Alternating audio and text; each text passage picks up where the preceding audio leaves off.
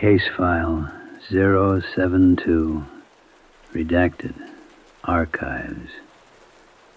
The following was recovered in the year 2026. A man named Elias lived alone in a cabin at the edge of Dead Man's Gap. He learned that some maps show us more than we ever wanted to see, more than we could have imagined. The year was 2026. The mountains were ancient, and Elias held a device that could see through darkness, a device that could reach out with invisible light and touch the stone. And when stone reaches back, when stone responds, the world shifts. Reality becomes uncertain. Listen closely. The darkness in these mountains had been waiting a long time, waiting patiently, and finally it had the tools it needed. Elias was a LiDAR technician, 34 years old, light detection and ranging, a laser that shoots pulses thousands per second at the world.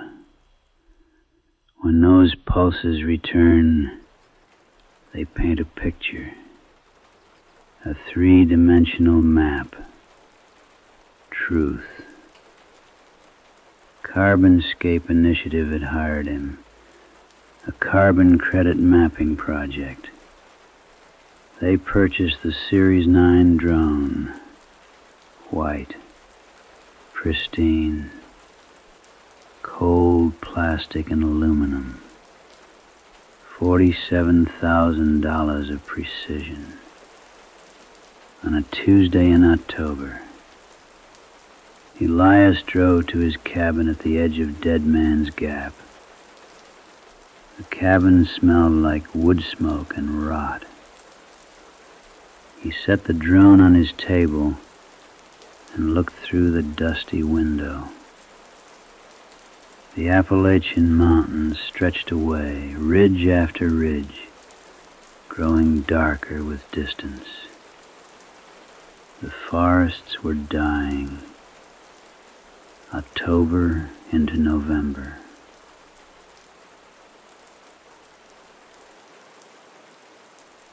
That evening, Elias launched the Series 9 from a clearing. It hummed, high-pitched, almost alive, rising into gray sky, carrying invisible lasers. 30,000 pulses per second, touching mountain, bouncing back, creating truth. The drone flew in patterns, reading the mountain like text. From 2,000 feet, those invisible beams painted rock, forest, ravines. When it returned, hours later, battery depleted, Elias caught it in his hands. It was warm, almost feverish, like it had been touching something alive. That night, he sat with cheap whiskey and listened to wind. Outside, the mountains were completely still. No animals, no insects, just ancient silence, waiting. The data arrived at 3 a.m. Elias hadn't slept. Something about launching lasers into that mountain, about sending invisible light to touch ancient stone, had left him uneasy. A pressure in his chest, a sensation that something was pressing back. He sat before his laptop. The window showed only absolute black, the kind of black that exists only in mountains, far from any light. The server fans hummed steady, hypnotic, as the point cloud software processed the data, converting laser pulses into coordinates, into shapes, into vision made visible. The image appeared slowly on the screen, a three-dimensional map of Dead Man's Gap rendered in white points, millions of them, each one a place where the laser had returned. Every rock, every tree, every invisible detail made visible through mathematics and light and geometry. Elias leaned closer to the screen. The laptop's glow painted his face blue and white, the colors of something deep underwater. But as he rotated the image, examining it from every possible angle, he began to see them. At first he thought they were errors, glitches in the processing. But as he looked closer, examined them methodically, they became too consistent, too intentional, too much like shapes he recognized. Standing on the cliff face, 27 of them were structures, forms. The point cloud rendered them not as solid objects, but as voids in the rock, negative spaces, as if something had stood against the mountain, and the mountain had absorbed the impression, had wrapped itself around them. And they were tall, 8 feet, perhaps 9 feet, with proportions that were almost human. Almost, but not quite. The heads, if they were heads, seemed tilted slightly downward, as if sleeping, or listening to the earth beneath them. Elias did not make any notes. He did not attempt to document what he was seeing. Instead, he closed the laptop very slowly and sat in the dark, listening to those server fans humming in the cabin, humming like they were calling something, humming like they were waiting for an answer to arrive. It was the 4th night when Elias heard the proximity alert, a low electronic chirping, beep, beep, beep. The Series 9 drone had motion detectors, built-in safety systems designed to prevent collision. If something approached while the sensors were active, the device would warn him. Elias sat by the wood stove in the corner. Outside the windows, the temperature had dropped below freezing.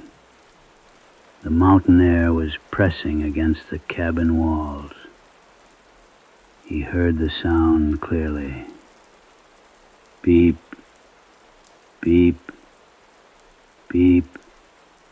The drone sat on the table, approximately 30 feet away.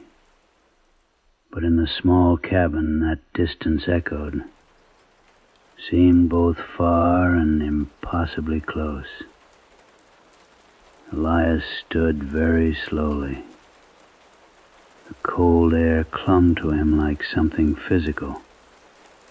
His breath made small clouds. The beeping continued. Beep, beep, beep. The drone's senses detected mass and movement. It should not have been sensing anything inside a locked cabin. Elias walked toward it. His footsteps were loud, each one a betrayal of his location. He reached the table. The beeping increased. Faster now. Beep, beep, beep, beep. The proximity threshold was being crossed.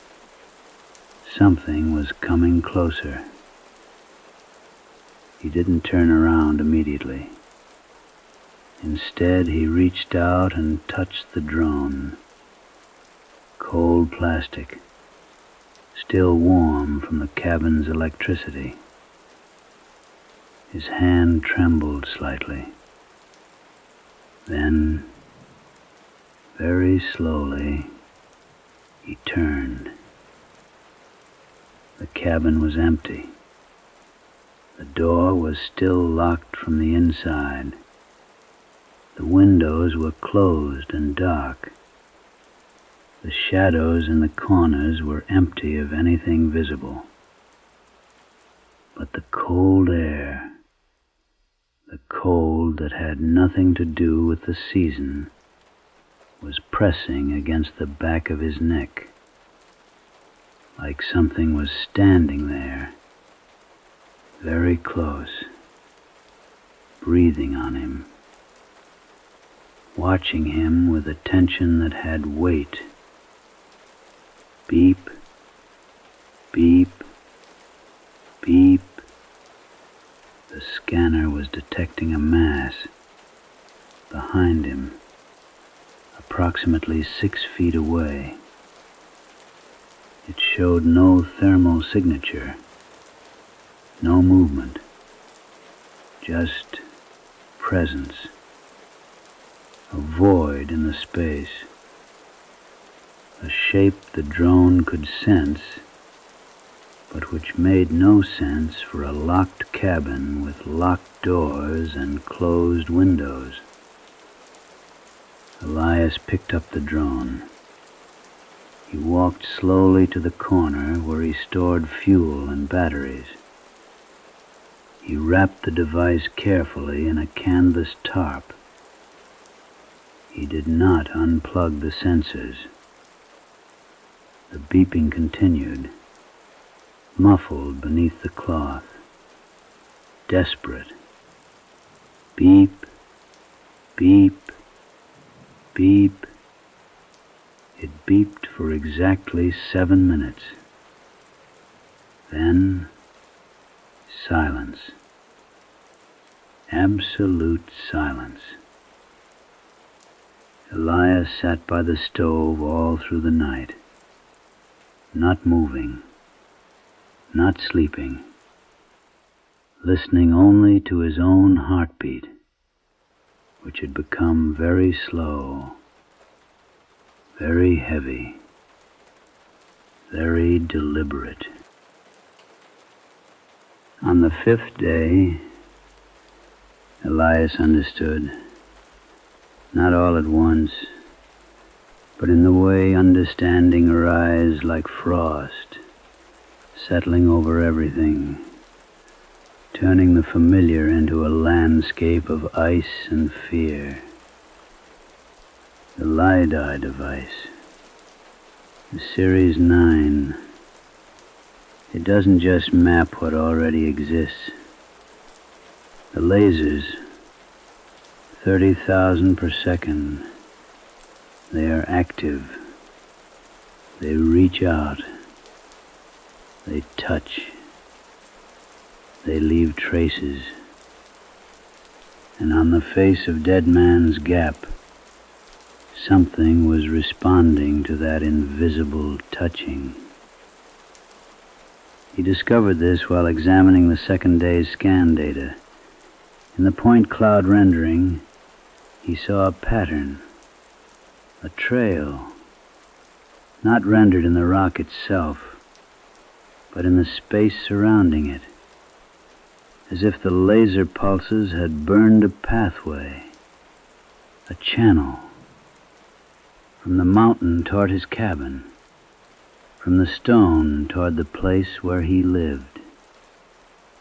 It was subtle, a barely perceptible trail of data where the mountain's responses had shifted, where the reflection patterns had changed in ways that shouldn't have been possible, as if something, following the laser path, had walked from the cliff face down the slope toward the cabin, using the very beams that Elias had sent out as a road, a passage, a way forward into his world.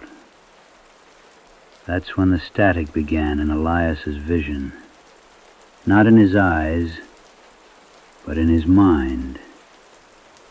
He would be looking at something, and for a moment, just a moment, it would fragment, like old videotape, like a signal losing integrity. Black horizontal lines, white noise, degradation. And when the image reassembled, the world had shifted slightly. The cabin door stood open, though he remembered closing it.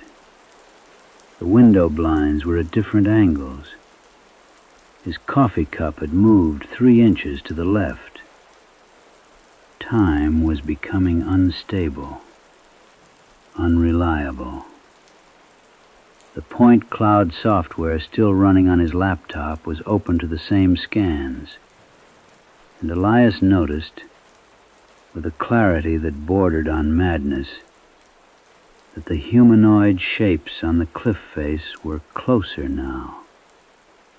Not in terms of physical movement, but in terms of the point cloud rendering, as if they were walking down the laser trail, using his own technology, his own sight, his own invisible beams made visible as a bridge between their world and his. He tried to shut down the equipment. He unplugged the drone. He powered off the laptop. But the cabin's electrical system, which had been reliable for 3 years, began to malfunction. Lights flickering on and off. The space heater turning itself on and off. The sound of his own breath echoing back at him, as if it were being played through the cabin's electrical wiring. The static growing thicker, growing more insistent, making it harder to see what was real. On the 7th day, the world of 2026 technology broke. Cloud server connection failed. Internet ceased. The power to the cabin stuttered, then stabilized in a flicker. When systems rebooted, something was different. The laptop filled with unrecognized data, files with no names. Audio clips from decades of accumulated cloud server data began to play, not through speakers, but through everything. The drone's motors hummed, playing audio through vibrations. The cabin's wires sang with voices. The lights flickered in patterns that formed words. An old radio tuning through stations. Fragments of voices. Elias heard his own name, called through the drone speakers. Not his voice, but a voice exactly like his, saying his name over and over. The audio was corrupted, overlapped with other voices. A woman calling for Thomas, a child crying, a train whistle that hadn't run through these mountains in 50 years. The laptop showed point cloud data, but not from Dead Man's Gap. Older, pre-digital, as if the mountain, sensed through invisible lasers, had remembered and was transmitting memories. Elias saw many shapes, humanoid figures standing on slopes, gathered around caves, standing still, waiting for centuries, for millennia. The modern and ancient were merging. The laser path, once established, could not be unmapped. The shapes on the cliff face were walking it. They were here, in the cabin, in electromagnetic fields, in spaces between electrons, using technology the mountain had been waiting for, a way to reach across the threshold. Elias tried to cover the drone. He tried to smash the laptop, but his hands moved slowly, as if through water. With each moment, he understood. The mountain was mapping him now. The lasers had reversed. They were reaching from rock into him, using technology to finally see him. His name continued through the speakers. Elias, Elias, Elias. Not angry, patient. The way something calls to someone it had been hunting very, very long. The static grew thicker. The cabin grew colder. And Elias understood. Technology had not protected him. It had simply given darkness a better way to see. The cabin at Dead Man's Gap was found empty 3 weeks later. Equipment remained. The laptop still running. In the point cloud data, the last scan showed 347 distinct humanoid shapes, no longer on the cliff face, everywhere, in the data, in the mountain, in the space between pixels. Elias was never found. His last email contained only, "The map is complete. We can see each other now." We have pondered this case, dear listener,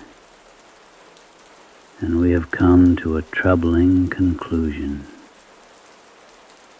We tell stories of ghosts and hauntings in old places, We assume the darkness is ancient, that it waits, that it watches. But perhaps we have been too comfortable in our understanding. We live in an age of sight, of senses, devices that see through dark, that measure and map everything. We believe this protects us, that understanding makes us safe. But what if, dear listener, what if those instruments are not protecting us, but giving darkness a way of seeing us back? The mountains remember. The old places remember. They waited not for us, but for the tools to reach them. And now we have given them those tools, willingly, mapping everything, seeing everything, giving the invisible a way to become visible, a way home. The archive is closed for now.